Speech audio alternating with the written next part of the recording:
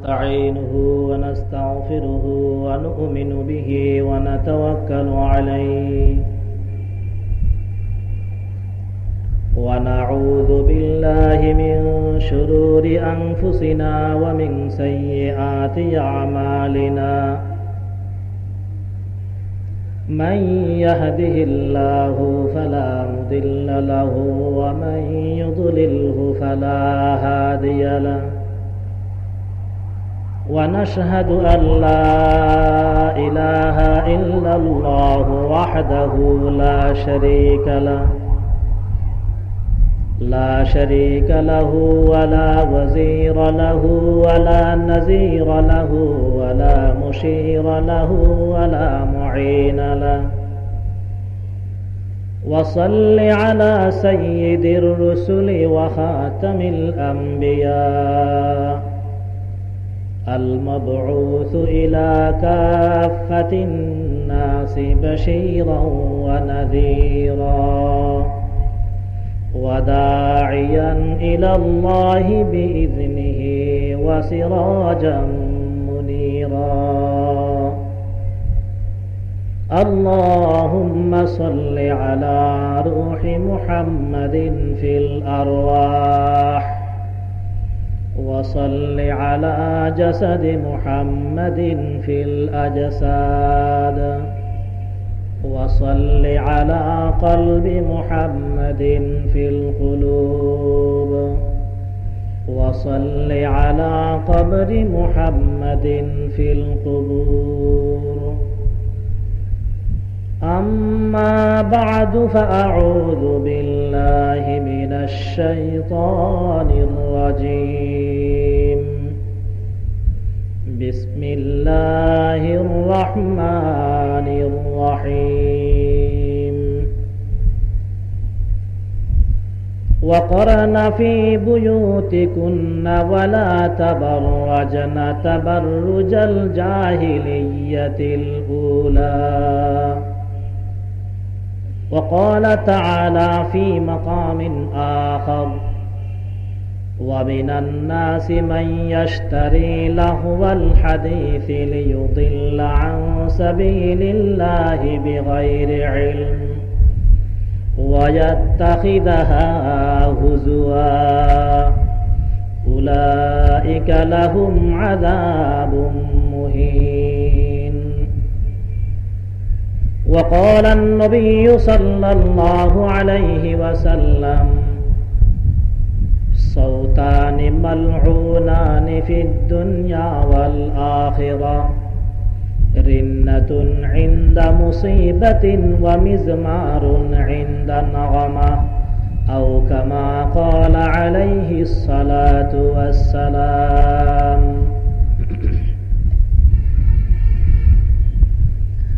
محترم المقام واجب الاحترام حضرات علماء کرام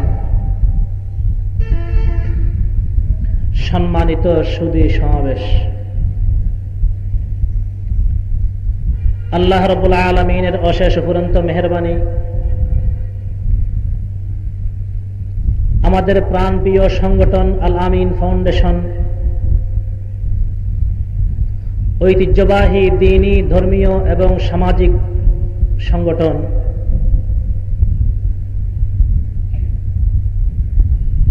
আল আমিন foundation কর্তৃক আয়োজিত 2 দিনব্যাপী তাফসীরুল কোরআন মাহফিলের সমাপনী দিবসের প্রথম অধিবেশন আল্লাহ রাব্বুল আলামিন আমাদেরকে আসার বসার তৌফিক দান করেছেন আলহামদুলিল্লাহ।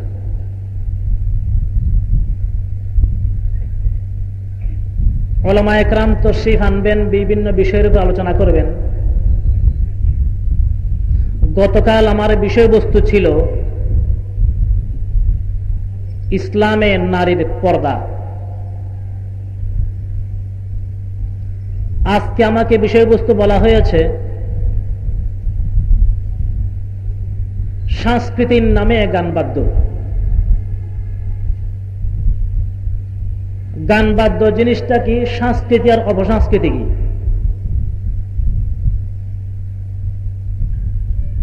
গতকালের বিষয়টা আমার অসম্পূর্ণ ছিল,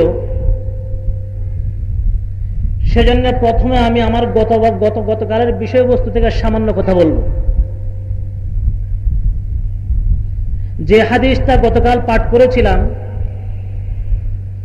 হুজুর আকরাম সাল্লাল্লাহু আলাইহি ওয়াসাল্লাম ইরশাদ ফরমান, এমন কিছু মহিলা দুনিয়ার মধ্যে আসবে যারা কাপড় পরিধান করার পরেও তারা উলঙ্গ থাকবে। এই হাদিসের ব্যাখ্যার মধ্যে মুহাদ্দিসিনে কেরামের তিনটা অর্থ বলেছিলাম। এক নম্বর বলা হয়েছিল, এমন ফিনফিনে পাতলা কাপড় পরিধান করবে যে শরীরের সব কিছু কাপড়ের উপর থেকে দেখা যাবে। দুই নম্বর অর্থ বলা হয়েছিল, এমন টাইট ফিট পোশাক পরিধান করবে, স্কিন টাইট, যে শরীরের কুতায় উঁচা কুতাই নিচা সব কাপড়ের উপর বেশি উঠবে। তিন নম্বর অর্থ বলা হয়েছিল, কাপড়ের নামে পোশাকের নামে টেডি পোশাক পরবে, তার উদম রয়েছে। যেই ধরনের মহিলার কথা আল্লাহর নবী হাদিস শরীফে ইরশাদ ফরমান, সেই মহিলার আরো কিছু বদভ্যাস, খারাপ চরিত্র সম্পর্কে আল্লাহর নবী আর বলেন, মুমিলাতুন মায়ালাতুন, এমন ভাবে তারা চলাফেরা করবে, এমন ভঙ্গি তারা চলবে যেন পুরুষ তাদের দিকে আকৃষ্ট হয়, আবার তারাও পুরুষের দিকে আকৃষ্ট হবে। সেই সমস্ত মহিলাদের কুঅভ্যাসের মধ্যে আরো কি থাকবে? আল্লাহর হাবিব এরপরে বলেন, রুসুহুন্না কাসনিমাতিল বুখতিল মায়ালা। আরবি ওট, আরবি ওটের গস, চোট একটু বড় বড় হয়। গরু, বড় বড় ষাঁড় গরু যেগুলি, সেটার পিঠের উপরে যে একটা গোস্তের টুকরা থাকে, কি বলে সেটাকে? গজ বলে বা চোট অথবা সুট্টা, যেখানে যাই বলে। ওই গরু যখন চলাফেরা করে তখন তার পিঠের উপরে যে চোটটা রয়েছে সেটা এদিক সেদিক হেলতে থাকে। ওই সমস্ত মহিলারা যখন রাস্তায় চলাচল করবে, চলাফেরা করবে, তাদের মাথার কুফাগুলি সেই সমস্ত ওড়ের পিঠের মতো হবে, কুফা বাঁধবে এবং শরীরকে হেলে দুলে চলবে, কোমরকে এদিকে বাঁকা করবে, এদিকে বাঁকা করবে, পুরুষ যেন তার দিকে ফিরে ফিরে তাকায়। মহিলাদের, পুরুষদের স্বভাব তাদের মধ্যে আসবে। আবার মাঝে মধ্যে দেখা যায় অনেক মহিলা পুরুষের মতো কাপড় পরিধান করে, জিন্সের প্যান্ট পরে, শার্ট, টি শার্ট, গেঞ্জি সেট পরে, আবার শুধু গেঞ্জি নয়, এখন একেবারে হাত কাটা গেঞ্জি, শুধুমাত্র একটা গেঞ্জি পরিধান করলো। পুরুষের স্বভাব। আল্লাহর হাবিব ইরশাদ ফরমান, যে সমস্ত মহিলা পুরুষের মতো চলাফেরা করবে, স্বভাব চরিত্র পুরুষের মতো হবে, অথবা কথাবার্তা মহিলার মতো হবে, অথবা চলাফেরার ঢং পুরুষের মতো হবে, আর যে সমস্ত পুরুষের স্বভাব চরিত্র কথাবার্তা ঢং ঢং মহিলার মতো হবে, আল্লাহর হাবিব বলেন, সেই পুরুষ এবং সেই নারীর উপর আমি নবীর পক্ষ থেকে লানতের অভিশাপ। হাদিস শরীফে আল্লাহর নবী ইরশাদ ফরমান, وقال النبي لعن رسول الله صلى الله عليه وسلم المتشبهين من الرجال بالنساء والمتشبهات من النساء بالرجال أو كما قال عليه الصلاة والسلام।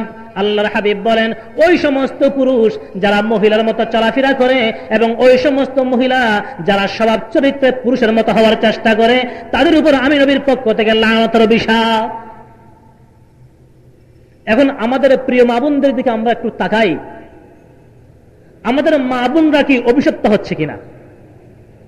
আল্লাহর নবী তো রাহমাতুল লিল আলামিন ছিলেন, ডাইরেক্ট কাউকে সম্বোধন করে লানত করতেন না, অভিশাপ দিতেন না। কিন্তু এমন রাহমাতুল লিল আলামিন হওয়া সত্ত্বেও মাঝে মধ্যে নবীর মুখ দিয়ে কোন কোন মানুষ সম্পর্কে লানতের অভিশাপ বাহির হয়ে যেত। যেমন এই সমস্ত মহিলা সম্পর্কে লানত করেছেন, আরেক প্রকার মহিলার সম্পর্ক আল্লাহ নবী লানত করেছেন। হাদিস শরীফ আল্লাহ নবী ইরশাদ ফরমান, যে সমস্ত মহিলা কোন মাজারে যাবে, যে সমস্ত মহিলা কোন কবরস্থানে যাবে, সেই সমস্ত মহিলার উপরও আমি নবীর পক্ষ থেকে লানতের অভিশাপ। হাদিস শরীফে আল্লাহর হাবিব ইরশাদ ফরমান, وقال النبي صلى الله عليه وسلم لعن رسول الله صلى الله عليه وسلم زائرات القبور। আল্লাহর হাবিব ওই সমস্ত মহিলাকে অভিশাপ দিচ্ছেন যে সমস্ত মহিলারা কোথায় যায়? মাজারে মাজারে দৌড়ে, কবরস্থানে কবরস্থানে যায়। মহিলাদের জন্য তো কবরস্থানে যাওয়া সম্পূর্ণ নিষেধ।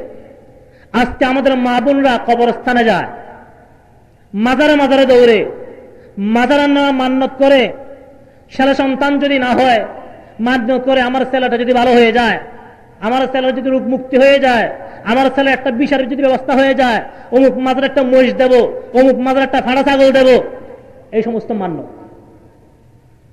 গতকাল আমাদের শেখ হাটহাজারী মাদ্রাসার মুহতামিম সাহেব দামাত বরকাতুহুম এই সম্পর্কে কিছুটা আলোকপাত করেছিলেন। তো মহিলারা মাজারে যাওয়া সম্পূর্ণ হারাম।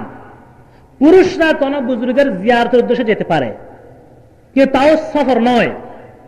জিয়ারতের উদ্দেশ্যে সফর নিষেধ। জিয়ারত হবে 3টা জায়গার উদ্দেশ্যে, অন্য কোন জায়গার জন্য সফর হতে পারে না। কিন্তু মহিলা কোন অবস্থায় কোন মাজারে কোন কবরে যেতে পারবে না। তারা যদি জিয়ারত করতে মনে চায় ঘরে জিয়ারত করবে, ঘরে পড়বে, সেখান থেকে ইসালা সওয়াব করবে, সব পৌঁছে দেবে। যা হোক, হুজুর আকরাম সাল্লাল্লাহু আলাইহি ওয়াসাল্লাম ইরশাদ ফরমান, যে সমস্ত মহিলা পাতলা কাপড় পরিধান করবে, যে সমস্ত মহিলা টেডি পোশাক পরিধান করবে, যে সমস্ত মহিলা স্কিন টাইট পোশাক পরিধান করবে, যে সমস্ত মহিলা আতর সেন লাগাইয়ে ঘর থেকে বাহির হবে, যে সমস্ত মহিলা এমন ভাবে চলাফেরা করবে যেন পুরুষ তাদের দিকে ফিরে ফিরে তাকায়, সেই সমস্ত মহিলার স্থান সম্পর্কে আল্লাহর নবী ঘোষণা করেন, লা ইয়াদখুলনাল জান্নাতা ওয়ালা ইয়াজিদুনা রিহাহা। আল্লাহর হাবিব বলেন, ওই সমস্ত মহিলারা বেহেশতে কোনোদিন যেতে পারবে না। আর বেহেশতে যাওয়ার তো দূরের কথা, বেহেশতের সুগ্রাণও তারা কোনোদিন পাবে না, যে বেহেশতের গ্রাণ 500 বছর দূর থেকে পাওয়া যাবে। আমার ভাইরা, আমাদের মা বোনরা যদি সেরকম ভাবে চলাফেরা করে, এখন আমি দেখতে হবে আমার মেয়ে যখন ঘর থেকে বাহির হয়, মধ্যখানে আরেকটা কথা বলে দিচ্ছি, অনেকে তো পর্দা করেই না, বোরকা পরেই না। কিন্তু আর যারা বোরকা পরে, এখন বাহির হয়েছে নিউ ফ্যাশনের বোরকা, নতুন মডেলের বোরকা। এই যে এতটুক পর্যন্ত বোরকা পরলো, এইদিকে একটা ওড়না দিল, চেহারাটা খোলা, মুখটা খোলা থাকে, এই বোরকা কি কোনো বোরকা হবে? মানুষ তো হাত পায়ের দিকে তাকায় না, মানুষ তাকায় চেহারার দিকে। কারণ মহিলার যত আকর্ষণ সবগুলো চেহারার মধ্যেই, আবার যত সাজাভারা আছে সবগুলো চেহারার মধ্যেই করে, যত মেকআপ করে, ফেস পাউডার লাগায়, লিপস্টিক লাগায়, আইব্রো লাগায়, তিলক দেয়, যত প্রকার সাজসজ্জা রয়েছে সবগুলি মহিলার চেহারার মধ্যে দেয়, সবগুলি সাজে পেরে। আর এদিকে বোরকা পরে মুখটা করে যদি ঘর থেকে বাহির হয়, এই বোরকার কোনো অর্থ আছে? এটা তার বোরকাকে নিয়ে, ইসলামকে নিয়ে এটা প্রহসন, দুঃখবাজি। এখন একটা প্রশ্ন আসতে পারে, মহিলাদের চেহারা তো পর্দা নয়, মহিলাদের চেহারা তো সতর নয়, মহিলাদের হাতের কবজি পর্যন্ত সতর নয়। অনেকে ফতোয়া দিয়ে দেয়, কারণ এখন তো ফতোয়া দেওয়া খুব সহজ, ফতোয়া সবাই দিতে পারে, কেউ ফতোয়া দিলে অসুবিধা হয় না, শুধুমাত্র উলামায়ে কেরাম ফতোয়া দিলে ফতোয়াজ হয়ে যায়, আর সবাই ফতোয়া দিতে পারবে। অপরাধটা শুধু উলামায়ে কেরামের। সেজন্য সময়ে সময়ে দেখা যায় তাহলে উলামায়ে কেরামের পিছনে লাগে, উলামায়ে কেরামের পিছনে লেগে থাকে। যেটা সম্পর্কে কালকে মোটামুটি কিছুটা ওলামা ইকরাম আলোচনা করেছেন। আজকে আমাদের পিছনে যে ষড়যন্ত্র শুরু হয়েছে, কওমি মাদ্রাসার পিছনে যে ষড়যন্ত্র শুরু হয়েছে, আমার সেটা বিষয়বস্তু নয়, আমি সেজন্য সেদিক লম্বা আলোচনা করতে পারবো না। সামনে হয়তো ওলামা ইকরাম সে সম্পর্কে আলোচনা করবেন। কিন্তু আমাদের স্মরণ রাখতে হবে, বিশেষ করে আমি আমাদের মাননীয় আইনমন্ত্রী সাহেবকে লক্ষ্য করে বলতে চাই, গতকাল পেপারের মধ্যে আমাদের মাননীয় আইনমন্ত্রী যে একটা বক্তব্য আসলো যে আমাদের দেশের যে সমস্ত কওমি মাদ্রাসা, এই কওমি মাদ্রাসাগুলি হচ্ছে জঙ্গি প্রজনন কেন্দ্র।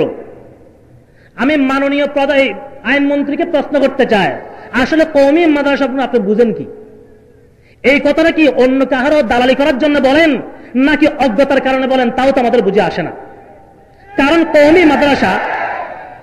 মাদ্রাসার ইতিহাস, কওমি মাদ্রাসা সেটার ভিত্তি স্থাপনকারী স্বয়ং মুহাম্মদুর রাসূলুল্লাহ সাল্লাল্লাহু আলাইহি ওয়াসাল্লাম।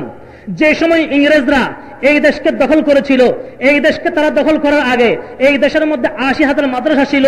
আর ইংরেজরা এই দেশ দখল করার পরে মাদ্রাসায় রহিমিয়া, যেটা হযরত শাহ রহিমউদ্দিন রাহমাতুল্লাহ আলাইহি, শাহ ওলিউল্লাহ মুহাদ্দিস আলী রাহমাতুল্লাহ আব্বাজান যে মাদ্রাসা প্রতিষ্ঠা করেছিলেন, সেই মাদ্রাসাকে নিয়ে, সেই মাদ্রাসা থেকে শুরু করে যতগুলি প্রতিষ্ঠান ছিল সমস্ত মাদ্রাসাগুলি বোল্ডোজার দিয়ে ধ্বংস করে দিয়েছিল। কেন?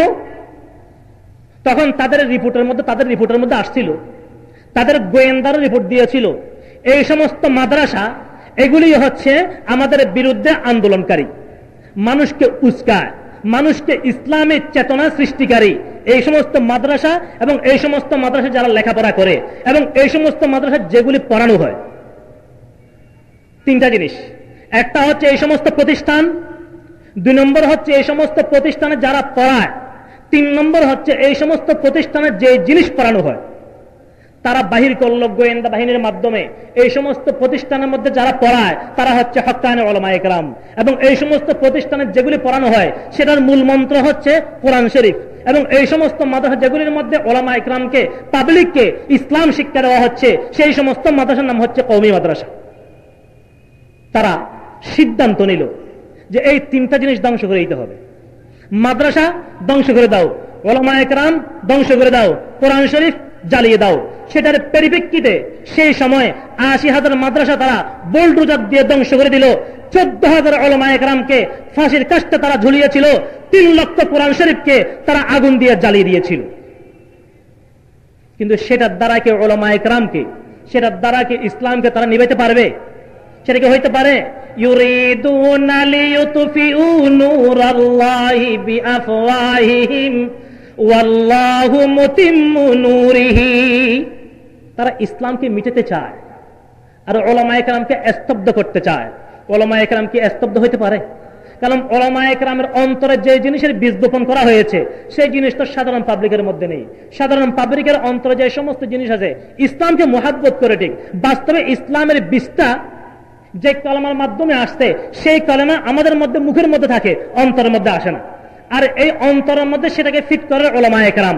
সেজন্য তাওহীদের যে বীজ ওনাদের মধ্যে আসছে, ওনাদের থেকে ইসলামকে চিনিয়ে নেবে সেটা এত সহজ নয়। তাওহীদ কি আমানত सीनू में है हमारा, आसान नहीं मिटाना नाम निशा हमारा। সম্ভব না, যতই চেষ্টা করা হোক। তবে এই চেষ্টার পিছনে দুটি কারণ থাকতে পারে। যাক, বলতে চেয়েছিলাম মাদ্রাসা ধ্বংস করে দিল, উলামায়ে কেরাম ধ্বংস করে দিল, কোরআন শরীফ জ্বালিয়ে দিল। কোরআন শরীফ তো ৩ লক্ষ জ্বালিয়ে দিল। এখন কোরআন শরীফ পৃথিবীতে আছে কি নাই? কেন আছে? ইন্না নাহনু নাযালনার যিকরা ওয়া ইন্না লাহু লাহাফিজুন। কার কথা? আর যিনি কোরআনের মালিক ওনারই কথা। ইসলামকে ধ্বংস করে দিবে। বাইতুল্লাহ শরীফকে যখন ধ্বংস করার জন্য আবরাহা বাদশাহ আসতেছিল, আবরাহা বাদশাহ যখন নাকি ঘোড়া হাতি নিয়ে আসে, আব্দুল মুত্তালিব তখন জীবিত। আব্দুল মুত্তালিব হচ্ছে বাইতুল্লাহ শরীফের মুতাওয়াল্লি। আব্দুল মুত্তালিবের ২০০টা ঘোড়া বা ওট আবরাহা বাদশাহর সৈন্যরা ধরে নিয়ে আসছে। কিছুক্ষণ পর আব্দুল মুত্তালিব চলে গেল আবরাহা বাদশাহর কাছে। জাহাপনা, আপনি একজন রাষ্ট্রপ্রধান, আপনার সৈন্যরা আমার 200 ঘোড়া ধরে নিয়ে আসছে, আমার ঘোড়াগুলি অথবা আমার ওটগুলি আমি চাই। আবরাহা বাদশাহ আশ্চর্য হয়ে গেল, বলল যে আব্দুল মুত্তালিব, তুমি বাইতুল্লাহ শরীফের মুতাওয়াল্লি, বাইতুল্লাহ শরীফের জিম্মাদার, তুমি এসে বলতেছো তোমার ঘোড়া বা তোমার ওটার কথা। বাইতুল্লাহ শরীফ আমি হামলা করার জন্য আসতেছি, একবারও তুমি বললে না যে আপনি বাইতুল্লাহ শরীফ হামলা করবেন না। বাইতুল্লাহ শরীফ হামলা করার জন্য আসলাম, তুমি সেটার প্রতিবাদ না করে তুমি আমার কাছে তোমার ঘোড়া বা তোমার ওট চাওয়ার জন্য আসছো, তার মানে? আব্দুল মুত্তালিব বলে যে আবরাহা, আমি ওটের মালিক, আমি ওট পাবো, আপনার সঙ্গে আমার ওট নিয়ে আসছে যে আমার ওট আমি চাই। বাইতুল্লাহ শরীফের মালিক তো আমি না, বাইতুল্লাহ শরীফ আমার ঘর না, বাইতুল্লাহ শরীফ যার বাড়ি, বাইতুল্লাহ শরীফ যার ঘর, আমি ওনাকে সেটা হাওলা করে দিয়েছি, সেটার হেফাজতকারী উনি সেটাকে হেফাজত করবে। শেষ পর্যন্ত আবরাহা বাদশাহ বাইতুল্লাহ শরীফে ধ্বংস করেছে না সে ধ্বংস হয়েছে? কেন? সেটা কার ঘর? আল্লাহর ঘর। যে আল্লাহর ঘর আল্লাহ হেফাজত করবে, যে আল্লাহ ইসলামটা দিয়েছেন, সেই ইসলামের উপর যদি কেউ আক্রমণ করতে চায় এবং সেই ইসলামের রক্ষক যারা, সেই ইসলামের শিক্ষাদানকারী যে সমস্ত প্রতিষ্ঠান, সেই ইসলামের দিকে ডাকার যে জামাত, সেই জামাতের উপর যদি হামলা চলা হয়, সেই জামাতের বিরুদ্ধে যদি চক্ষুলাল করা হয়, তাদের পিছনে ষড়যন্ত্র করা হলে তার পিছনে কি স্বয়ং আল্লাহ পাক নাই? তাদের জন্য আমরা চিন্তা করতে হবে না, এর পিছনে স্বয়ং আল্লাহ পাকই আছেন। এর প্রতিশোধের মোকাবেলা আল্লাহকে আমরা হাওলা করলাম, আল্লাহ এদের দাঁতভাঙ্গা জবাব দেবে ইনশাআল্লাহ। আমাদের বুঝতে হবে, কওমি মাদ্রাসা শেষ করে দিল, মানুষকে দুঃখ দেওয়ার জন্যে, মুসলমানদেরকে দুঃখ দেওয়ার জন্যে প্রতারণা শুরু। তারা একটা মাদ্রাসা স্থাপন করলো যে আমরা একটা মাদ্রাসা বানাবো তোমাদের লেখাপড়ার জন্য। সেটাই হচ্ছে কলিকাতা আলিয়া মাদ্রাসা। এই কলিকাতা আলিয়া মাদ্রাসা স্থাপন করেছিল ইংরেজরা, আর সেখান থেকে সেই কলিকাতা আলিয়া পরে আসলো ঢাকা, হয়ে গেল ঢাকা আলিয়া। সূত্র হিসেবে এই ঢাকা আলিয়ার প্রতিষ্ঠাতা হচ্ছে সেই ইংরেজ। আবার শুধু একজন নয়, একে একে 16 জন অথবা 22 জন পর্যন্ত সেই আলিয়া মাদ্রাসার প্রিন্সিপাল ছিল, ভাইস চ্যান্সেলর ছিল এই ইংরেজরাই। যে প্রতিষ্ঠানে ভাইস চ্যান্সেলর ইংরেজরা ধারাবাহিক 16 জন বা 22 জন থাকতে পারে, সেখানে কি দিন শিক্ষা হয়? উলামায়ে কেরাম বসে চিন্তা করতেছেন, মানুষ থেকে দিন চলে যাবে, মানুষ তো দিন পাবে না, এই সমস্ত মানুষকে দিন দিতে হলে আমরা একটা প্রতিষ্ঠান করতে হবে।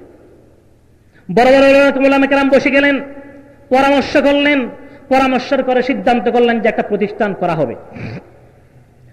প্রতিষ্ঠান করা সিদ্ধান্ত হয়ে গেল, পরামর্শ শেষ হয়ে গেল। রাত্রে ঘুমাতে গেলেন হযরত শাহ রফি সাহেব রাহমাতুল্লাহ আলাইহি অথবা হযরতে কাসেম নানতবী রাহমাতুল্লাহ আলাইহি রাত্রে ঘুমন্ত অবস্থায় স্বয়ং হুজুর পাক সাল্লাল্লাহু আলাইহি ওয়াসাল্লাম তশরিফ এনেছেন। আল্লাহর নবী এসে হযরত কাসেম নানতবীর হাত ছাই ধরলেন যে কাসেম এদিকে আসো। আল্লাহর নবীর বড় সন্তানের নাম কাসেম, আল্লাহর নবীর ছেলের নাম কাসেম, সেজন্য আল্লাহর নবীকে ডাকা হয় আবুল কাসেম। আর আমাদের প্রতিষ্ঠানের বাবা, আমাদের প্রতিষ্ঠান যে স্থাপন করেছেন, এই কওমি মাদ্রাসার মূল স্থাপনকারী হচ্ছেন সেই কাসেম। ওই কাসেমের বাবা আবুল কাসেম হযরতে কাসেম রাহমাতুল্লাহ আলাইহিকে, কাসেম নানতবী রাহমাতুল্লাহ আলাইহিকে হাতে ধরে বলতেছেন, কাসেম এদিকে আস। নিয়ে গেলেন সাথে করে দেওবন্দ নামক যে জায়গা, নৌদরা যে জায়গার মধ্যে আছে, যে জায়গার মধ্যে বর্তমান দারুল হাদিস বুখারী শরীফ, মুসলিম শরীফ পড়ানো হয়, সেই জায়গার মধ্যে হুজুর পাক সাল্লাল্লাহু আলাইহি ওয়াসাল্লামের হাতে যে লাঠি ছিল, সেই লাঠি দিয়ে একটা গোল করে দাগ দিয়ে দিলেন আর বললেন যে কাসেম শুনো, যে জায়গার মধ্যে দাগটা দিলাম, তোমরা যে মাদ্রাসা করার পরিকল্পনা করেছো, সেই মাদ্রাসা তোমরা এই জায়গার মধ্যে স্থাপন করবে। এর মধ্যে ওনার ঘুম ভেঙে গেল।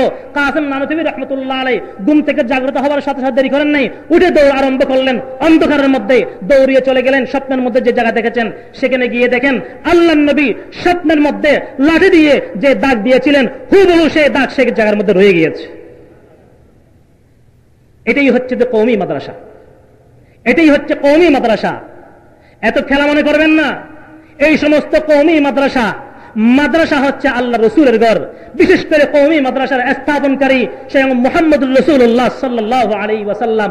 আর স্বয়ং রাসূলুল্লাহ সাল্লাল্লাহু আলাইহি ওয়াসাল্লাম যে কিতাব দুনিয়ার মধ্যে এনেছেন, সেই কিতাবের মধ্যে যদি কেউ পরিবর্তন করতে চায়, সেটা যেরকম দ্বারা পড়ে যায়, সেই মুহাম্মদুর রাসূলুল্লাহ যে প্রতিষ্ঠান, সেই প্রতিষ্ঠানের মধ্যে কেউ আঘাত করতে চাইলে তা ধ্বংস হয়ে যাবে, তারা নিজেও বুঝতে পারবে না। আজকে আমরা কিছুক্ষণ আমেরিকার গোলামি করি, কিছুক্ষণ ইন্ডিয়ার গোলামি করি। কেন এত গোলামি করতে হয়? আমরা তো আল্লাহর গোলামি করতে পারি। আজকে আল্লাহর গোলামি ছেড়ে দিয়েছি, আল্লাহকে ছেড়ে দিয়েছি। তোমাদেরকে যেই বসাক, যার পদলেহন করে তোমরা আসছো অথবা যাদের কাছে সই দিয়ে তোমরা আসছো সেটা পরের কথা, কিন্তু এখন গোলামি আল্লাহর করো, আল্লাহর কাছে যাও। কারণ পদ দেওয়ার মালিককে, পদ দেওয়ার মালিককে। কুলিল্লাহুম্মা মালিকাল মুলকি তুতিল মুলকা মান তাশাউ ওয়া তানজিউল মুলকা মিম্মান তাশাউ ওয়া তুইজ্জু মান তাশাউ ওয়া তুযিল্লু মান তাশাউ বিয়াদিকাল খায়র ইন্নাকা আলা কুল্লি শাইইন কাদির। আল্লাহ রাব্বুল আলামিন বলেন, আমার হাবিব আপনি বলে দিন, কুল আল্লাহুম্মা মালিকাল মুলক, সমস্ত রাজার রাজা, সমস্ত রাজত্বের মালিক, সমস্ত পদের মালিক একমাত্র কে? তুতিল মুলকা মান তাশা, যাকে চায় আল্লাহ পাক পদ দিতে পারেন। ওয়া তানজিউল মুলকা মিম্মান তাশা, যে মুহূর্তে চান তার থেকে পদ নিয়ে তাদেরকে আবার জেলখানায় ঢুকায়া ফাঙ্গাস মাছ খাওয়াইতে পারেন। আল্লাহ পাকের সময় লাগবে? ফাঙ্গাস মাছ খেয়েছে কয়দিন হয়েছে? কয়দিন হয়েছে জেলখানায় বসে ফাঙ্গাস মাছ খেয়েছিল? আবার কি সেই সময় আসতেছে না? এক আল্লাহর পথ, এক আল্লাহর রজ্জু ধরো, এক আল্লাহকে ধরো, এক আল্লাহর গোলামি করো, আর না হয় আবার জেলখানায় বসে বসে ওই সেখানে কোরআন শরীফ তালাশ করতে হবে। সে কোরআন শরীফ তালাশ করতে হবে, কোরআন শরীফ দিয়ে যাও। সেখানে নিয়ামুল কোরআন তালাশ করতে হবে, তোমার কেউ হবে নিয়ামুল কোরআন দিয়ে আসতে হবে সেখানে। একে দর ছোড়ে কে হাম হো গয়ে লাখোं কা গোলাম, এক দরবার ছেড়ে দিয়েছি, সেজন্য আজকে আমেরিকার গোলামি করতে হয়, লন্ডনের গোলামি করতে হয়, ইন্ডিয়ার গোলামি করতে হয়। কেন তাদের গোলামি করতে হয়? একে দর ছোড়ে কে হাম হো গয়ে লাখোं কা গোলাম, हमने आजादी उर्फी का न सूचा अंजाम। স্বাধীনতা আমরা বলি, আমরা স্বাধীন। আমরা কোন দিক দিয়ে স্বাধীন? কি অর্থনৈতিক ভাবে কেন আমরা স্বাধীন? রাজনীতির দিয়ে আমরা এখন স্বাধীন? কোন দিক দিয়ে আমরা স্বাধীন? কোন দিক দিয়ে স্বাধীন? সব দিক দিয়ে আমরা তালাশ করলে আমরা পরাধীন, কোন দিক দিয়ে স্বাধীন নয়। তবে আজকে আমরা যে এখন মার্সিডিজ গাড়ি নিয়ে দৌড়ি, কার মালিক হয়ে গেলাম, পদের মালিক হয়ে গেলাম, দেশ প্রধান হয়ে গেলাম, মনে করলাম দেশের মালিক আমি, গাড়ির মালিক আমি, আমি বুলেট প্রুফ পাইজারো নিয়ে চলাচল করি। আমার বুলেট প্রুফ পাইজারো ভিতর থেকে যদি মারা আরম্ভ হয়, বুলেট প্রুফ গাড়ির মধ্যে বাহির থেকে মারার সুযোগ নাই, হয়তো বাহির থেকে বাইরে চলে যাবে, কিন্তু যারা ভিতরে রয়েছে তারাই যদি বিদ্রোহ হয়ে সেখানে মারা আরম্ভ করে, ফিলখানার মধ্যে অত্যাচার করা, ফিলখানার ওদেরকে হত্যা করার মতো বাহিরের কেউ যাওয়ার শক্তি নেই, কিন্তু সেখানে যখন কুন্দল আরম্ভ হয়ে গেল তখন যাবে কোথায়? তোমার গাড়ির ভিতর থেকে তোমার যদি মারা আরম্ভ হয় তুমি যাবে কোথায়? আশ্রয় কার চাও? এক আল্লাহর আশ্রয় চাও। তোমার গাড়ি তোমাকে বাঁচাতে পারবে না, তোমার কার তোমার কাজে আসবে না। তুমি আমল সঞ্চয় করো, জীবনে কিছু আমল বানাও, মৃত্যুকে একটু স্মরণ করো, আর না হয় তোমার কার, তোমার মাইক্রো, তোমার পাইজারো কোন কাজে আসবে? আমি তো একটা শের বলি, মাইক্রো সে ক্যা করো আর कार भी बेकार है, मैं करो से क्या करूं और कार भी बेकार है, पैजरू भी है जिरू गर जिंदगी बेअमल है। আর তোমার কার কোন কাজে আসবে, তোমার মাইক্রো কোন কাজে আসবে? তোমার কারও তো বেকার হয়ে যাবে, তোমার পাইজেরও জিরো হয়ে যাবে, তোমার জীবনে যদি আমলের সঞ্চয় না থাকে। মাইক্রো সে কা করো আর কার বি বেকার है, পাইজেরু বি है জিরু গর জিন্দগি বেআমল है। তোমার মৃত্যুর কথা স্মরণ করো, পরকালের কথা স্মরণ করো। ও আমার ভাই বন্ধুরা, যারা আজকে নিজের স্ত্রীকে লেলিয়ে দিয়েছি, আমার মেয়ে আজকে পর্দা ছাড়া বাহিরে ঘুরে, যে কথা আমি বলতে চেয়েছিলাম সেই কথা হচ্ছে, এই যে মেকআপ করে ঘর থেকে বাহির হয়, চেহারাটা খোলা রেখে ঘর থেকে বাহির হয়, এদিকে বোরকা পরে, আল্লাহটা কি? এই বোরকার তো কোনো অর্থ নাই, এই বোরকার তো কোনো অর্থ নাই। বরং এখন আর এমন বোরকা পরা হয়, মহিলা যদি কালো হয় ওই বোরকার কারণে তার সৌন্দর্য আরো বেড়ে যায়। ওই মহিলাকে যদি দেখা না সুযোগ না থাকে, সেই মহিলার বোরকার দিকে হলেও তাকাই থাকতে হয়। এমন এম্বোটারি বোরকা, আকর্ষণীয় বোরকা তারা পরিধান করে। আবার একদিন এক আমার কলেজ ছাত্র বন্ধু কলেজে লেখাপড়া করে, বলে হুজুর কি বলবো, আমরা তো কলেজে পড়ি, তার ভিতরে যে কি চলতেছে কি বলবো। অনেক মহিলা বোরকা পরে আসতেছে আর বোরকার ভিতর দিয়ে শয়তানি করে, বোরকা পরে একটু সুবিধা হওয়ার জন্য। এগুলো বোরকা নিয়ে প্রহসন, ইসলামকে নিয়ে ঠাট্টা বিদ্রুপ, এর পরিণাম কিন্তু ভালো হবে না। মহিলাদেরকে আল্লাহ রাব্বুল আলামিন পর্দা করার জন্য কেন বলেছেন? যে জিনিস যেখানে থাকে সেই জিনিস সেখানে রাখলেই তার সম্মান থাকে। কলা, কলা আমরা বাজারে দেখি কলা। এখন এক বেয়াই তার বেয়াই বাড়ি বেড়াইতে যাবে, চিন্তা করলো কি নিয়ে যাবে? আঙ্গুর কেজিতে 100 টাকা, কমলা ডজন 140 টাকা, আপেল ও তাও তো 120 টাকা বলে, কলা কলা 35 টাকা। তো এটাই সুবিধা, টাকা যাবে কম, দেখা যাবে বেশি। কলা নিল, রিক্সায় উঠে বসলো, যাচ্ছে কোথায়? ইতারা কিছু না বুঝে বাংলার বেড়ে বাড়ি যাবে। এখন বুঝছে রিক্সায় বলবো ফিরিব, কোনো হান্ডা মতো নাই। কলা একটা নাই, সেটা ছিলে, কলাটা ছিলে, কলার খোসাটা বাহিরে ফেলে দেয় আর কলাটা পলিথিনের ভিতরে ঢুকায়। সব কলাগুলি ছিলে ছিলে পলিথিনে ঢুকাইল আর কলার খোসাগুলি সব বাহিরে চলে গেল বেয়াই বাড়িতে। বেয়াই সাহেব বললেন যে বেয়াই আপনার হাতে সেগুলো কি? তো বেয়াই সেগুলো কলা। কলা সেগুলো আবার কোন জাতের কলা? ক্যাসেটটি প্রযোজনা ও পরিবেশনা করেছে আল আরব এন্টারপ্রাইজ, হাটহাজারী, চট্টগ্রাম। এগুলো উপরে খোসা গই, ছিলকা গই। তো কেন বেয়াই আপনি এই কলার খোসা খাবেন? আরে মুসিবত না, মানুষ কলা ছিলকা খায় তো, না খেলে আপনি জিজ্ঞেস করতেছেন কেন? আপনি ছিলে খাবেন, আমি আপনার কষ্ট কমাই দিলাম, ছিলে নিয়ে আসলাম। বেয়াই বলতেছে বেয়াই এই কলাগুলি কিন্তু বাসার ভিতরে আপনার বেয়ানের কাছে ফাটাবেন না, কারণ এই কলা যদি আপনার বেআইনে দেখে, আপনার বেআইন বলবে আমার বেআইকে তাড়াতাড়ি একটু পাবনা পাঠাইয়া দাও। কোথায়? পাবনা কি মেন্টাল হসপিটাল, পাগলাগারক। আমার বেয়ার মাথার স্ক্রুপ নিচ্ছে, ঢিল হয়ে আসছে, আর না হয় কলা কেমন আবার ছিলে আনে। আরে এই কলা তো 30 টাকা 35 টাকা দিয়ে কিনে নিয়েছিল, কিন্তু এই কলা যখন তার ছিলকা থেকে বাহির হয়ে গেল তখন সেই কলার মূল্য চলে গেল। সেই কলার কেউ আর গ্রহণ করে না, কেউ খায় না। কেন? তার সম্মান ছিল তার চামড়ার ভিতর, তার সম্মান ছিল তার কুশার ভিতর। আমাদের মা বোনদের সম্মান হচ্ছে পর্দার ভিতর। মহিলা যখন পর্দার মধ্যে থাকে তখন তার সম্মান থাকে, আর একজন মহিলা যখন পর্দা ছাড়া যখন ঘর থেকে বাহির হয়ে আসে তখন তার দিকে আর তাকে আর নেওয়ার জন্য, ঘরের পুত্রবধূ আনার জন্য কেউ প্রস্তুত থাকে না। এখন ওদিন না কাটল, কাটল বুঝেন? কাঁঠাল, কাঁঠাল আর দেশে খোদা কাটল, কাঁঠাল। এখন কাঁঠালের মৌসুম না, একজন একটা কাঁঠাল আনলো বাজারে বিক্রি করার জন্য। কাঁঠাল ছোট, দাম বলে 300 টাকা। মানুষ জিজ্ঞেস করে কত? 300 টাকা। 300 টাকা দিয়ে এই কাঁঠাল কে নেবে? একবার কাঁঠালের দিকে তাকায় আর একবার পকেটের দিকে তাকায়, কেন পকেটের স্বাস্থ্য তো বেশি ভালো না। 300 টাকা দিয়ে এই কাঁঠাল নিয়ে পোষাইব না। কাঁঠাল পেকে যাচ্ছে, বিক্রি করতে পারতেছে না, কেউ নিচ্ছে না। আবার তার কম মালিকও বিক্রি করতে পারতেছে না, কারণ সেও তো বেশি দাম দিয়ে কিনে নিতে হয়েছে। তার কিনেই তো 250 টাকা, সে আর কম বিক্রি করবে কেমনে? এখন সে চিন্তা করলো হয়তো এই কাঁঠালটা আস্তে আস্তে পয়সেই যাবে, একেবারে বঞ্চিত হয়ে যাব, এক টাকাও বিক্রি করতে পারবো না। একটা কাজ করি, কাঁঠালটা ভেঙে খোসাগুলি নেই, একটা প্লেটে রাখি, একটা 10 টাকা করে বিক্রি করলে যাদের মনে যায় একটা একটা সেখান থেকে নিয়ে খাবে, 10 টাকা দিয়ে সবাই খাবে। বেশি বুদ্ধিমান যে। কাঁঠালটা ভেঙে একটা প্লেটের মধ্যে খোসাগুলি নিয়ে সেই কাঁঠালগুলি একটা প্লেটে নিয়ে সাজিয়ে বসলো।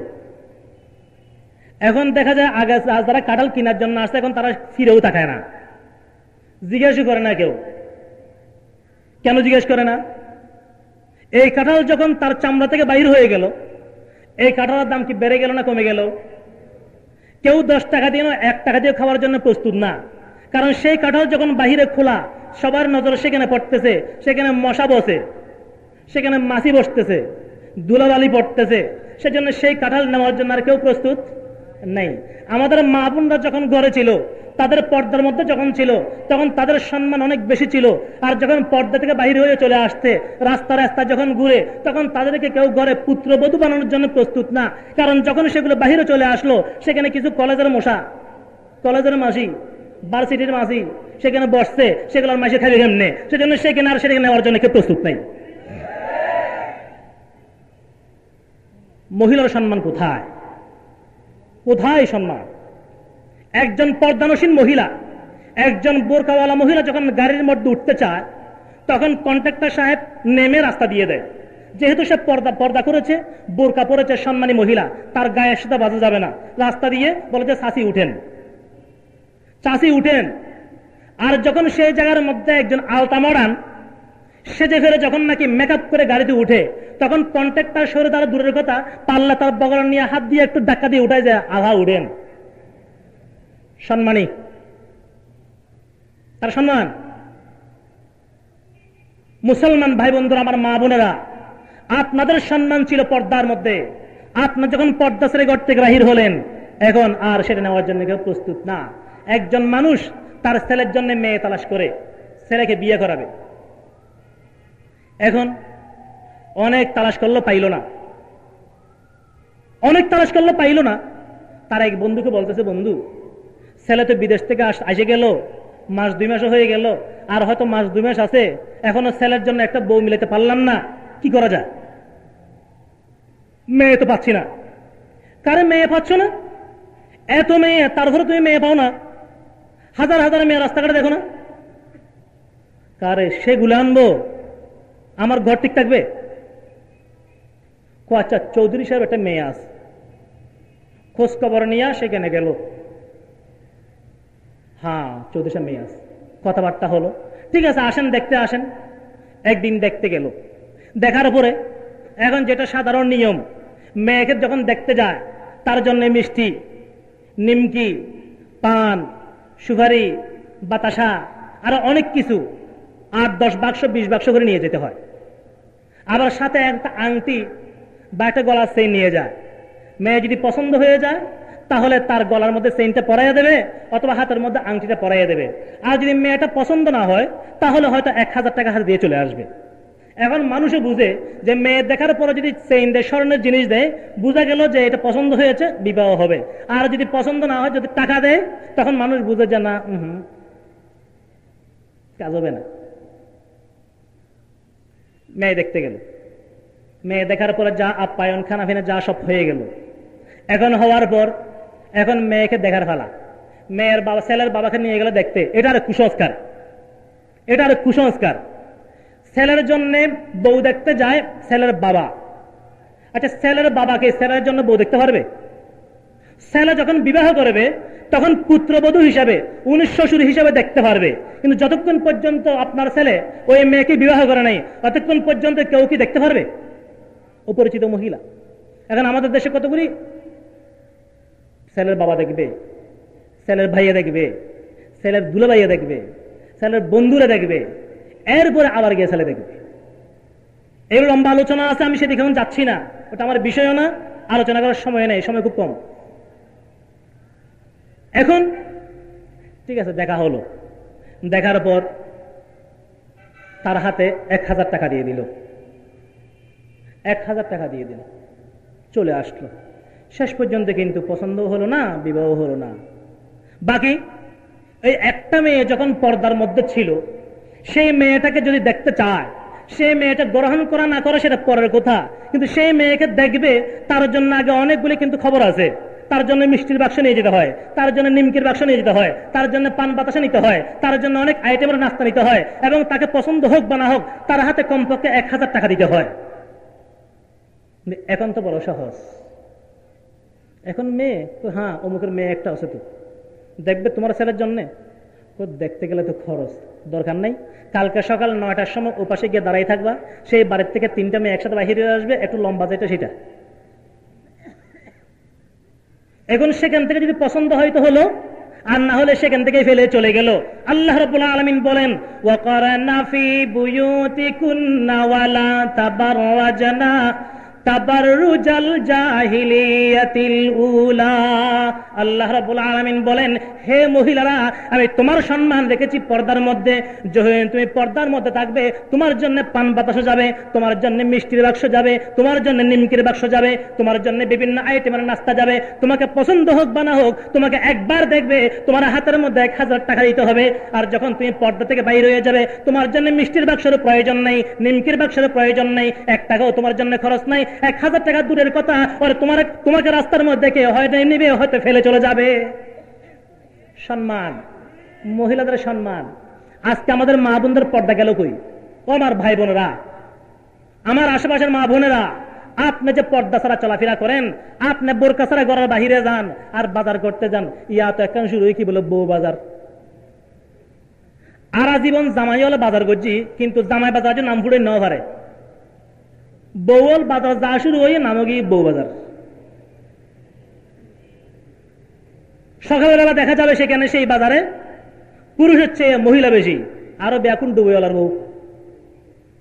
দৈন্য ভাতা লাগাতে ইয় বাজারত, কেঁচামরিচ লাগাতে ইয় বাজারত, ওকে মাসিস লাগাতে ইয় বাজারত। ওগুলো তো আসলে বেড়া চাইতে মনে হয় আর কিছু না। আমাদের দেশে একটা কথা বলে, চুলকানি রোগী যার চর্মরোগ, সে যদি না চুলকায় তার ভালো লাগে না। তো যেগুলো মানুষের ধাক্কা খাইতে খাইতে চুলকানি খাইতে অভ্যাস হয়ে গেছে, এগুলো চুলকানি উঠলে তখন বিষ না মরলে ওদের হয় না। আমার মা বোনেরা, আপনাদের সম্মান ছিল কোথায় আর আজকে সম্মান কোথায়? যখন যে সমস্ত জায়গার মধ্যে নারী অপহরণ হয়, যে সমস্ত জায়গার মধ্যে যখন পেপারের মধ্যে আমরা দেখি নারীর মুখে অ্যাসিড নিক্ষেপ হয়, যখন দেখা যায় কোন নারীকে হত্যা করা হয়, যখন দেখা যায় কোন নারীকে দর্শন করা হয়, তো কোন নারী দর্শনের স্থানে, কোন নারী অপহরণের স্থানে, কোন নারীর অ্যাসিড নিক্ষেপের স্থানে, সেখানে তো কোন কওমি মাদ্রাসার ছাত্রকে পাওয়া যায় না। যদি সন্ত্রাসী সৃষ্টি হয়, জঙ্গি সৃষ্টি হয়, কোথা হয় আপনার চোখ তুলে দেখতে পারেন না? আর না হয় দেশ চালাবেন কেমনে? দেশ চালাবেন কেমনে? এখন থেকে যদি আপনারা একরোগা হয়ে যান, সরকার যে হবে সে সবার সরকার, যিনি দেশের প্রধান হবে তিনি সবসময় সবাইকে এক নজরে দেখতে হবে। ঘরে যিনি বাবা থাকবে, ওনার সন্তান, যে সন্তান টাকা কামাইতে পারে, যে সন্তান টাকা কামাইতে পারে না, সব সন্তানকে এক দৃষ্টিতে দেখতে হবে। বাবা যদি সব সন্তানের দিকে এক দৃষ্টিতে তাকায়, সেই ঘরের মধ্যে সবসময় শান্তি বিরাজ করবে। আর বাবা যদি এক ছেলের পক্ষপাত নেয়, এক ছেলের পক্ষে সাফাই গায়, আর এক ছেলেকে শুধু গায়েল করে, এক ছেলের পিছনে শুধু কোন দল লাগায়, এক ছেলেকে আক্রমণ করার চেষ্টা করে, এক ছেলেকে শুধু মারে, তখন দেখা যাবে সেই ছেলে আস্তে আস্তে বিদ্রোহ হয়ে উঠবে। এর জন্য সেই ছেলে দায়ী নয়, এর সামনে সবচেয়ে বড় দায়ী হচ্ছে বাবা। তুমি ঘরের বাবা, সব ছেলেকে তুমি এক দৃষ্টিতে তাকাতে হবে। আপনার দেশের মাননীয় সরকার, আপনার জনগণ সবাই, আপনার জনগণ সব মানুষ, এই দেশের মধ্যে যত মানুষ বাসিন্দা, যত মানুষ বসবাস করে, চাই কওমি মাদ্রাসায় লেখাপড়া করুক, চাই আলিয়া মাদ্রাসায় লেখাপড়া করুক, চাই কলেজে লেখাপড়া করুক, চাই ভার্সিটির লেখাপড়া করুক, অথবা লেখাপড়া না করুক, মূর্খ হোক, চাষা হোক, যেই হোক, দেশের প্রত্যেকটা জনগণ আপনার সন্তানের মতো, সবার দিকে আপনার এক দৃষ্টিতে তাকাতে হবে। এটা হচ্ছে আপনার কর্তব্য, তখন দেশে শান্তি আসবে। যা হোক, যে কথা বলতে চেয়েছিলাম, আজকে আমাদের মা বোনরা যে ব্যাপারটা হয়েছে, তবে এই ব্যাপারটার মূল কারণটা কোথায়? আজকে আমাদের মা বোনরা যে ব্যাপারটা হচ্ছে, এই ব্যাপারটার মূল কারণ তালাশ করলে পাওয়া যাবে টেলিভিশনের VCR গান বাদ্য, প্রতি ঘরে ঘরে গান বাজনা। আজকের বিষয়বস্তুর দিকে আমি এখন আসতেছি। আমার আজকের আলোচ্য বিষয় দেওয়া হয়েছিল গান বাদ্য তথা অপসংস্কৃতি। কিন্তু আজকে সংস্কৃতির নামে যেগুলো চালানো হয় সেটা কি সংস্কৃতি? গান বাদ্যকে সংস্কৃতি বলা হয়? সাংস্কৃতিক অনুষ্ঠান নাম দিয়েছে সাংস্কৃতিক অনুষ্ঠান, কিন্তু সেখানে করা হয় গান বাদ্য। হুজুর আকরাম সাল্লাল্লাহু আলাইহি ওয়াসাল্লাম দুনিয়ার মধ্যে তশরিফ এনেছেন। আল্লাহর নবী আসার পর আল্লাহর নবী কি কথা বলেছেন? আল্লাহর হাবিব হযরতে মুহাম্মদুর রাসূলুল্লাহ সাল্লাল্লাহু আলাইহি ওয়াসাল্লামের ইরশাদ ফরমান, আমার উম্মতেরা স্মরণ রাখো আমাকে আল্লাহ রাব্বুল আলামিন দুনিয়ার মধ্যে কেন পাঠিয়েছেন।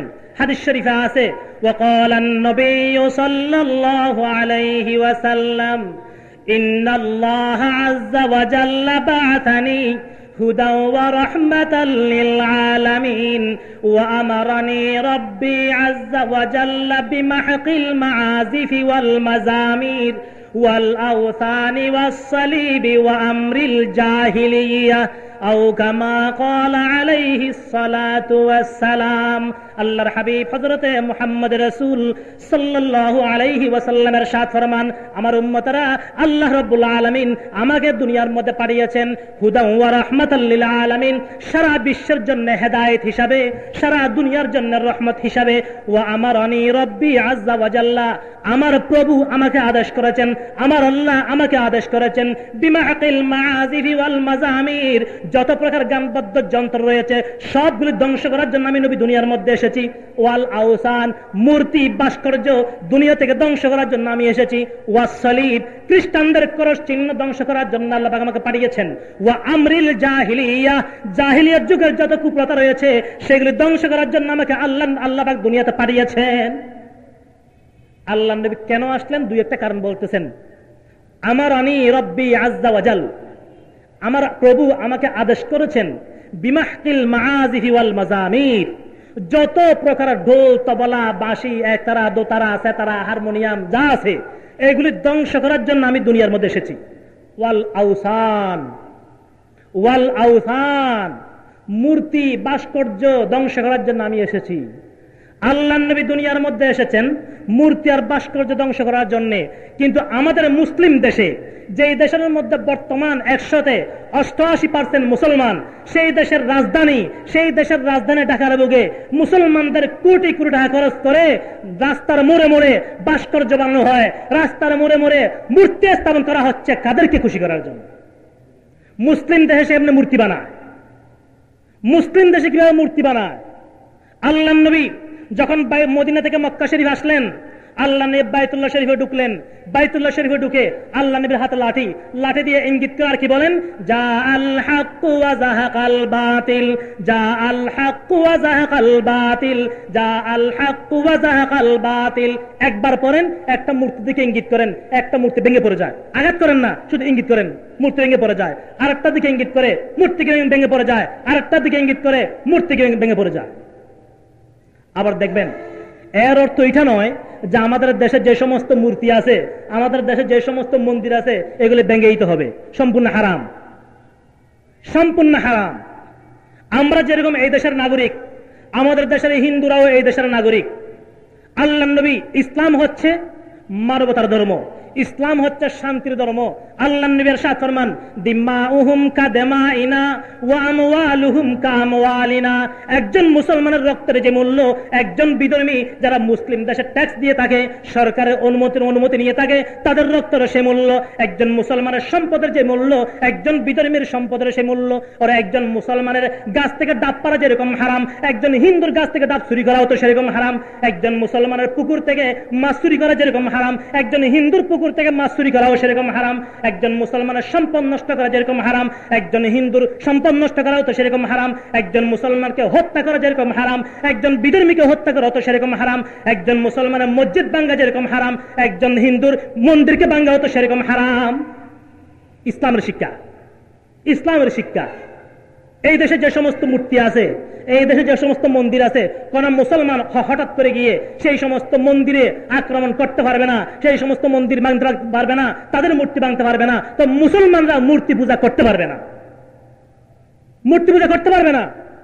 মূর্তির সামনে গিয়ে নবডব ঘোরা আমাদের ধর্ম না। মধ্যখানে আনুষঙ্গিক হিসেবে আরেকটা কথা আসছে, সেই জন্য বলতেছি। আমরা যে সমস্ত দিবস পালন করি, আমাদের দিবসগুলি 3 প্রকার। একটা হচ্ছে ধর্মীয় দিবস, আর একটা হচ্ছে জাতীয় দিবস, আর একটা হচ্ছে আমাদের কাল্পনিক দিবস। ধর্মীয় দিবসের নামে যেগুলো পালন করা হয়, যেমন একটা পালন করা হয় ধর্মের নাম দিয়ে, অথচ কোনো ধর্ম নয়, সেটা হচ্ছে জশ্নে জুলুসে ঈদে মিলাদুন্নবী।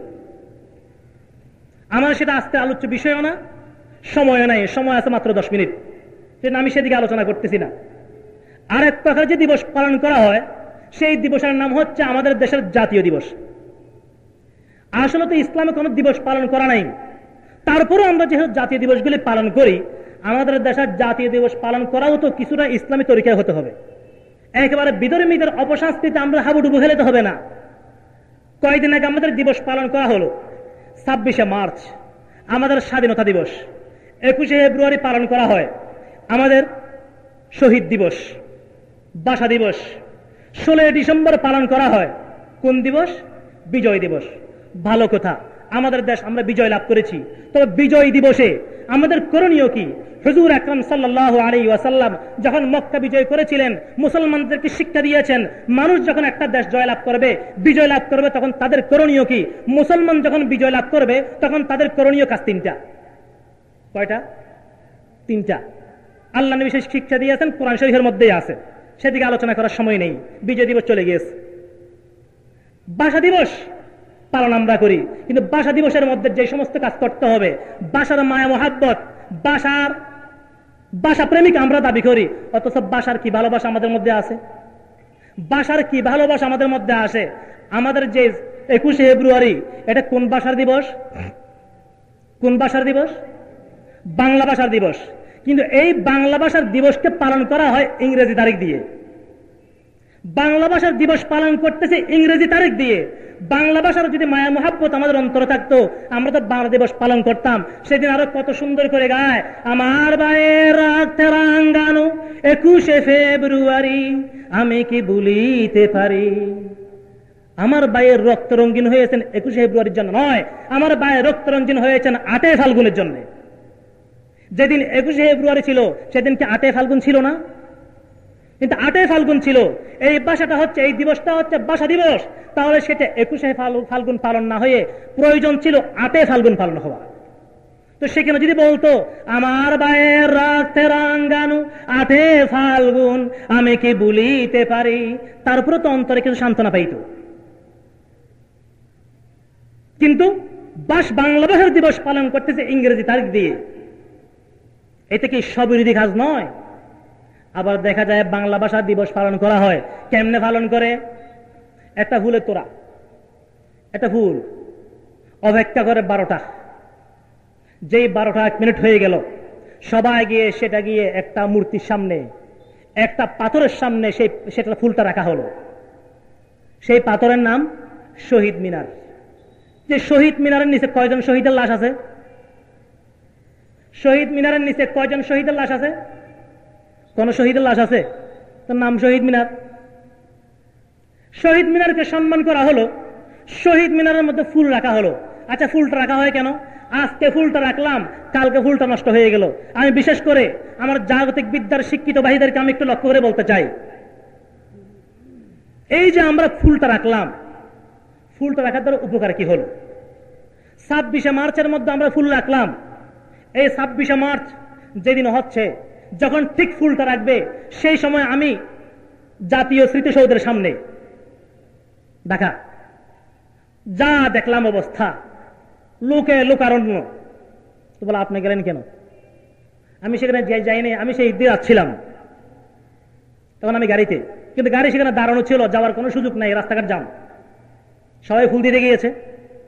আচ্ছা, ফুল দিলাম সেখানে, বুঝার জন্য বলতেছি, আজকে ফুলটা রেখে আসলাম, কালকে ফুলটা পচে গেল। যারা দেশের জন্য শহীদ হলো, যারা ভাষার জন্য শহীদ হলো, তারা কি পাইল? আচ্ছা, ফুল দেওয়া হয় কেন? যাদেরকে সম্মান করে ফুলটা দিলাম, ফুল মানুষ খুশির জন্য দেয়। এখন যার জন্য ফুলটা দিলাম, যারা দেশের জন্য শহীদ হলো, ভাষার জন্য শহীদ হলো, স্বাধীনতার জন্য শহীদ হলো, ওই সমস্ত মানুষগুলি, ওই সমস্ত ভাইয়েরা হয়তো বেহেশতি হবে, আর না হয় জাহান্নামী হবে, দুটোর একটা তো হবে। যদি তারা বেহেশতি হয়, তারা যদি জান্নাতি হয়, তাদেরকে আমার এই ফুলের প্রয়োজন হবে? তারা ফুলের উদ্যানে, বেহেশতের বাগানে ঘুরতেছে, তারা যে বাগানের মধ্যে আছে, আমার ফুল সেখানে কি কাজে আসবে? যাবেও তো না। আর যদি সেই সমস্ত মানুষ জাহান্নামে হয়, সেই সমস্ত মানুষ জাহান্নামী হয়, তো তাদেরকে যে ফুল দিলাম, মানুষ তো ফুল দিয়ে খুশি করিয়া, একজন যখন জয়লাভ করে, নির্বাচনে জয় হইল, একটা ফুল দিয়ে আসলো, আপনার জয়লাভ করলেন, আমরা খুশি হলাম, ধরেন ফুলের তোড়াটা গ্রহণ করলেন। এখন যারা দেশের জন্য শহীদ হলো, যারা দেশের জন্য জান দিল, তারা যদি জাহান্নামী হয়ে থাকে, আল্লাহ মাফ করুক, এখন তাদের জন্য আমি কোবর ফুলটা দিয়ে আসলাম। অর্থ কি? যে তোমরা তো জাহান্নামী হয়েছো, জাহান্নাম 12 করে চলো, খুব খুশি হয়েছে, ধরো ফুল নাও, আরো চলো। অর্থটা সেরকম হয় নাই। আমার ভাইরা, ফুলটা রাখার পর 1 মিনিট নীরবতা পালন, সবগুলি 1 মিনিট বোবা শয়তান। এই বোবার মতো 1 মিনিট যদি দাঁড়ায় থাকা হয়, এই শহীদরা কি পাইছে? আপনি 1 মিনিটে 3 বার কুল হু আল্লাহ শরীফ পড়েন, তিনবার কুল হুয়াল্লাহু শরীফ পড়লে এক খতম কোরআন শরীফের সওয়াব পাওয়া যায়, একবার সূরা ফাতিহা পড়লে এক খতম কোরআন শরীফের সওয়াব পাওয়া যায়, দুইবার ইজা জুলজিলা পড়লে এক খতম কোরআন শরীফের সওয়াব পাওয়া যায়, চারবার কুল ইয়া আইয়ুহাল কাফিরুন পড়লে এক খতম কোরআন শরীফের সওয়াব পাওয়া যায়, একবার সূরা ইয়াসিন শরীফ পড়লে 10 খতম কোরআন শরীফের সওয়াব পাওয়া যায়। আপনি তিনবার কুল হুয়াল্লাহু শরীফ পড়েন, একবার সূরা ফাতিহা পড়েন, মনে মনে নিয়ত করেন যে আল্লাহ আমাদের দেশের জন্য যারা শহীদ হয়েছে, বাসার জন্য যারা শহীদ হয়েছে, দেশের জন্য যারা জান দিয়েছে, আল্লাহ তাদের রূহের মধ্যে আমার এই সবগুলি পৌঁছে দাও। পৌঁছবে না? পৌঁছবে না? ফুলটা রাখলাম, নীরব থাকলাম, কি পাইল? 1 মিনিট নীরবতা পালন। এটা মুসলিম সভ্যতা নয়, এটা হচ্ছে খ্রিস্টানদের অপসংস্কৃতি। এটা বর্জন করা উচিত, তো মুসলমানদের জিনিস নয়। চিন্তাও মনে হয় কোনোদিন করি না। 1 মিনিট নীরব থাকলে কি হয়? কি পাইল? ফুলটা রাখলাম, ফুলটা রাখলাম। এক অনুষ্ঠান শেষ, এখন শুরু হয়ে গেল দ্বিতীয় পর্ব। দ্বিতীয় পর্ব কি? সাংস্কৃতিক অনুষ্ঠান। এই সাংস্কৃতিক অনুষ্ঠানের নামে যা চলে সেগুলো হচ্ছে গান বাদ্য। আবার এই গান বাদ্যের মধ্যে অনেক সময় দেখা যায়, এবছর 21শে ফেব্রুয়ারিতে এক স্কুলের সামনে যাচ্ছিলাম, তখন দেখি সেখানে চলতেছে হিন্দি গান। কি চলতেছে? হিন্দি গান। কোন ভাষার দিবস পালন করা হচ্ছে? কথাটা বুঝেন না? বাংলা ভাষার দিবস পালন করতেছে হিন্দি গান দিয়ে। আরে যে হিন্দি ভাষা বিতাড়িত করার জন্য, যে উর্দু ভাষাকে বিতাড়িত করার জন্য, যে উর্দু ভাষা বাদ দেওয়ার জন্য এত সংগ্রাম, যে বাংলা ভাষার জন্য এত সংগ্রাম, সেই বাংলা ভাষার দিবস পালন করা হচ্ছে হিন্দি গান গিয়ে। মুসলমানদের ঘরে ঘরে গান বাজনা। আজকে আমাদের ওদিকে যদি গান বাজনা চলে, তাহলে সেই ঘরে কি আল্লাহর রহমত না লাআনত? হাদিস শরীফে আল্লাহর নবী ইরশাদ ফরমান, ওয়াকালান নবী সাল্লাল্লাহু আলাইহি ওয়াসাল্লাম সাউতানি মালউনানি ফিদ দুনিয়া ওয়াল আখিরা রিন্নাতুন ইনদা মুসিবাতিন ওয়া মিজমারুন ইনদা নাগমা। আল্লাহর হাবিব বলেন, এমন দুইটা কণ্ঠ, এমন দুইটা আওয়াজ দুনিয়ার মধ্যে সব সময় চলে, যেই দুইটা আওয়াজের উপর আল্লাহর পক্ষ থেকে সব সময় লানত আর অভিশাপ। যে আওয়াজের উপর আল্লাহর পক্ষ থেকে সর্বাবস্থায় লানত চলে, অভিশাপ চলে, সে আওয়াজ কি উৎকৃষ্ট না নিকৃষ্ট? 2 নম্বর আওয়াজ কি? ওয়ামিজমারুন ইনদা নাগমা, গান বাদ্যের সাথে ডোলতবলা বাঁশির আওয়াজ। এই গান বাদ্য যেখানে চলে সেখানে কি রহমত না লানত? তা আমাদের ঘরে যদি রাত দিন গান বাজনা চলে, रात दिन बजता है रेडियो और टेप टेलीविजन, रात दिन बजता है रेडियो और टेप टेलीविजन, इसलिए अपने घरों में खैर बरकत कुछ नहीं। মুসলমান ভাই বন্ধুরা, আমাদের ঘরে রাত দিন গান বাজনা চলে, গানের ক্যাসেট চলে। আল্লাহর হাবিব বলেন, তুমি আমার উম্মত দাবি করো, আমার আশেক দাবি করো। ও আমার আশেকরা, সত্যিকার যদি আমার আশেক হয়ে থাকো, আমি নবী দুনিয়ার মধ্যে কেন এসেছি? আল্লাহর নবী একদিন রাস্তা দিয়ে চলে যান, রাস্তা চলে যাচ্ছেন, হঠাৎ করে কতটুকু যাওয়ার পর মাঠে এক রাখাল গান গাইতেছে। রাখালে কি গায়? গান গায়। আল্লাহ নবীর কানে আওয়াজ আসলো, সাথে সাথে আল্লাহ নবী কানে আঙ্গুল ঢুকাই দিলেন। কানে আঙ্গুল দিয়ে খুব দ্রুত হেঁটে চলে গেলেন। কতটুক যাওয়ার পর আল্লাহ নবীর সাথে একটা ছোট সাহাবী ছিলেন, আব্দুল্লাহ ইবনে ওমর রাদিয়াল্লাহু তাআলা আনহু। ওনাকে জিজ্ঞেস করতেছে, হে ইবনে ওমর, এখন কি আর গানের আওয়াজ শোনা যায়? তিনি বলতেছেন, ইয়া রাসূলুল্লাহ, এখনো শোনা যাচ্ছে। আল্লাহ নবী কান থেকে আঙ্গুল বাহির করেন নাই, ওই অবস্থায় দ্রুত আরো কতটুকু হেঁটে চলে গিয়েছেন। এরপরে আব্দুল্লাহ ইবনে ওমর বলেন যে, ইয়া রাসূলুল্লাহ, এখন আর শোনা যাচ্ছে না। আল্লাহ নবী কান থেকে আঙ্গুল বাহির করলেন। আল্লাহ নবী কান আঙ্গুল দিয়েছিলেন গান শোনার জন্য না না শোনার জন্য? এখন আমরা তো গান শুনি, আবার গান শোনার জন্য কানের ভিতরে মেডা একটা ঢুকিয়ে দেই। পকেটে আছে মোবাইল, হাই রে মোবাইল রে। যে মোবাইল ছিল কথা বলার মাধ্যম, কিন্তু আজকে সেই মোবাইল হচ্ছে আমাদের চরিত্র ধ্বংস হওয়ার প্রধান কারণ। আজকে এই মোবাইলের মাধ্যমে যুবক যুবতীর চরিত্র ধ্বংস হয়ে যাচ্ছে। বিশেষ করে মেমোরি কার্ডওয়ালা যে সমস্ত মোবাইল আছে। আমার মুরব্বীরা, আপনার ছেলে, যুবক ছেলে, আপনার যুবতী মেয়ে, তারা কি ব্যবসা করে? কেন আপনার যুবক ছেলে আপনি মোবাইল দেন? যদি নিজের যুবক ছেলের হাতে, নিজের যুবতী মেয়ের হাতে আমি মোবাইল দেই, তার হাতে একটা অস্ত্র দিলে, তার হাতে একটা ছুরি দিলে, তার হাতে একটা ধারালো তলোয়ার দিলে ওই পরিমাণ ক্ষতি হতো না। তার হাতে আজকে মেমোরি কার্ডওয়ালা মোবাইল দিয়ে যে পরিমাণ ক্ষতি করে দিয়েছি। ঠিক বললেও ঠিক, ঠিক না বললেও ঠিক।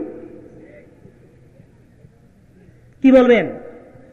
হাদিস শরীফ আল্লাহর নবী ইরশাদ ফরমান, আজকে আমরা গান বাদ্যের যন্ত্র কিনি, গান বাদ্যের যন্ত্র কিনি, সেগুলি বিক্রি করি, অথচ আল্লাহর নবী হাদিস শরীফে কি ইরশাদ ফরমান, ওয়া ক্বালান নবী সাল্লাল্লাহু আলাইহি ওয়াসাল্লাম, আল্লাহর হাবিব বলেন, লা তাবিউল কায়ানাত ওয়ালা তাশতারুহুন্না ওয়ালা খায়রা ফি তিজারাতিন ফিহিন্না ওয়া তামানুহুন্না হারাম। আল্লাহর হাবিব বলেন, আমার উম্মত রে, কায়নাত কিনবে না, কায়নাত বিক্রি করবে না। কায়নাত বলা হয় গায়িকা মহিলা। এখন যে সমস্ত ক্যাসেট আমরা কিনি সেখানে গান বাদ্য আছে কি নাই, গায়িকা মহিলা আছে কি নাই? আজকে গায়ক গায়িকা গান গায় না আছে, রাস্তা রাস্তায় আসে, জায়গা জায়গায় গিয়ে ফ্যাকেজ অনুষ্ঠান করে, নাট্যমঞ্চ করে, আর সেখানে অনেক মুসলমান ভাই বন্ধুরা এই শহরের থেকে গায়ক গায়িকাদেরকে ভাড়া করে এনে তাদের মাধ্যমে টাকা পয়সা কামায়। আল্লাহর নবী ইরশাদ ফরমান, আর যে সমস্ত গায়ক গায়িকারা যারা গান গায় টাকা কামায়, তার টাকাগুলি হালাল না হারাম? আল্লাহর নবী ইরশাদ ফরমান, وقال النبي صلى الله عليه وسلم সামানুল মুগান্নি ওয়াল মুগান্নিয়াত সুহুতুন। আল্লাহর হাবিব বলেন, গায়ক গায়িকা, নায়ক নায়িকা, তাদের টাকাগুলি সম্পূর্ণ হারাম। ওরে কিরকম হারাম? ওয়া সামানুহা মিসলু সামানিল কালব, কুত্তা বিক্রি করা টাকা যেরকম হারাম, এই গায়ক গায়িকাদের টাকা কুত্তা বিক্রি করা টাকার মতো হারাম। আল্লাহ নবীর কথা। এখন যারা সেগুলি বিক্রি করে, যারা গানের ক্যাসেট বিক্রি করে, সিডি ক্যাসেট বিক্রি করে, টেলিভিশন বিক্রি করে, ডিশ অ্যান্টেনা বিক্রি করে, আল্লাহর হাবিব বলেন, ওয়াসামান ওয়ালা খায়রা ফি তিজারাতিন ফিহিন্না, আমার ভাইরা, ওই সমস্ত ব্যবসার মধ্যে কোনো বরকত নাই, ওই সমস্ত ব্যবসার মধ্যে কোনো বালাই নাই। ওয়াসামানুহুন্না হারাম। আল্লাহর হাবিব বলেন, গান বাদ্যের যন্ত্র বিক্রি করে, গান বাদ্যের জিনিস ঠিকঠাক করে যেই সমস্ত টাকা কামায়, এই টাকাগুলি সম্পূর্ণ হারাম। আবার আজকে গান বাদ্যের মাধ্যমে এমন এমন কিছু গান বাজে যেগুলো নাকি মারেফতি গান। কি গান? মারেফতি গান গায়। আচ্ছা, মারেফতি গান আবার হয়? মারেফতি কি গান? মারেফতি আবার আর কতগুলি গায় একবারে আস্থা গাঁজাখুরি কথা। এগুলোর নাম দিয়েছে কাওয়ালি। কাওয়ালি একটা ক্যাসেটের মধ্যে একদিন বাজে, কিন্তু কথা যেগুলি বলে আসলে কথা আগামাথা কিছু নেই। লক্ষ লক্ষ সৈন্য মরে কাতারে কাতারে, কি বললো? লক্ষ লক্ষ সৈন্য মরে কাতারে কাতারে। এর হরে কি? লক্ষ লক্ষ সৈন্য মরে কাতারে কাতারে, গনিয়া শুনিয়া পাওয়া যায় 40,000। কাতারে কাতারে লক্ষ লক্ষ সৈন্য মারা গেল, আর গনি শুনে পায় কত? 40,000। আর গুলি কি গাঁজা খাইতে গেছে? এই কথার কোন আগামাতা আছে? وآخر دعوانا الحمد لله رب العالمين صلى الله تعالى على خير خلقه محمد وآله وأصحابه أجمعين.